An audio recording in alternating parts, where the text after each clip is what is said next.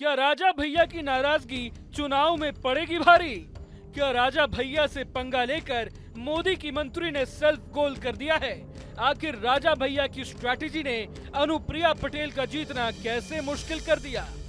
OP Rajbhar ने राजा भैया को लेकर ऐसा क्या कह डाला है जिससे यूपी का सियासी तापमान अपने चरम पर पहुंच गया है?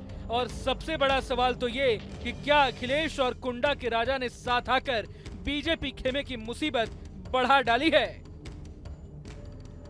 कुछ दिनों पहले जब अनुप्रिया पटेल ने कुंडा की जमीन से राजा भैया के खिलाफ हुंकार भरी थी, तो शायद उन्हें इस बात का अंदाजा भी नहीं होगा कि वो बयान उन्हीं की मुसीबत बढ़ा डालेगा। जी हां, हम बात कर रहे हैं अनुप्रिया के उसी हालिया बयान की जब वो कौशाम्बी से बीजेपी प्रत्याशी विनोद सोनकर के लिए प्रतापगढ़ में चुनाव प्रचार करने पहुंची थी। अनुप्रिया ने इस दौरान राजा भैया पर खूब तंज कसे थे। मीडिया रिपोर्ट्स के मुताबिक जनसभा को संबोधित करते हुए अनुप्रिया पटेल ने यह भी कहा था कि लोकतंत्र में कोई भी राजा रानी के पेट से पैदा नहीं होता, बल्कि वो तो ईवीएम से पैदा होता है। उन्होंने बिना नाम लिए राजा भैया पर जुबानी हमला बोलते हुए कहा था कि कुंडा किसी की जागीर नहीं है और जनता ये बता चुकी है। लेकिन बता दें कि अनुप्रिया का वही बयान अब उनके लिए सबसे बड़ा सिरदर्दी बन गया है। सिर्फ यही नहीं, अब तो बीजेपी के साथी ओम प्रकाश राजभर ने भी राजा भैया को लेकर बड़ा बयान दे डाला है। राजभर ने अनुप्रिया पटेल के राजा भैया को लेकर दिए गए बयान का खुला समर्थन किया है और कहा है कि अब राजा रानियों के पेट से नहीं बल्कि ईवीएम मशीन से ही पैदा होंगे। जानकारों का मानना है कि राजा भैया का यूपी की 3 से 4 सीटों पर खासा प्रभाव रहता है। इसमें कोई दो राय नहीं है कि जिस पार्टी को राजा भैया चुनाव में सपोर्ट कर दें, उसकी जीत भी निश्चित मानी जाती है।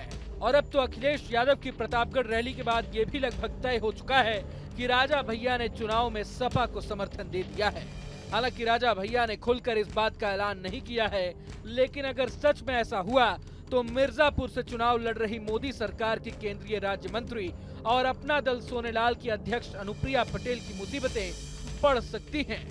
1 जून यानी लोकसभा चुनाव के 7वें राउंड में मिर्जापुर में वोटिंग है, जहां से अनुप्रिया पटेल ताल ठोक रही हैं। लेकिन अब दावा किया जा रहा है कि इस सीट पर कुंडा विधायक रघुराज प्रताप सिंह ने अपने समर्थकों को समाजवादी पार्टी के पक्ष में जाने के संदेश दे दिए हैं। खबरें तो ये भी हैं कि जनसत्ता दल लोकतांत्रिक की मिर्जापुर इकाई ने मिर्जापुर की सपा यूनिट से मुलाकात कर समर्थन पत्र भी सौंप दिया है। बता दें कि मिर्जापुर से समाजवादी पार्टी ने इस बार राजेंद्र बिंद को उम्मीदवार बनाया है। राजेंद्र बिंद इससे पहले बीजेपी में भी रह चुके हैं। तो वहीं दूसरी तरफ बीएसपी ने इस बार ब्राह्मण चेहरे को चुनावी मैदान में उतारा है, जिसके चलते मिर्जापुर सीट इस बार जातीय चक्रव्यूह में फंसती नजर आ रही है।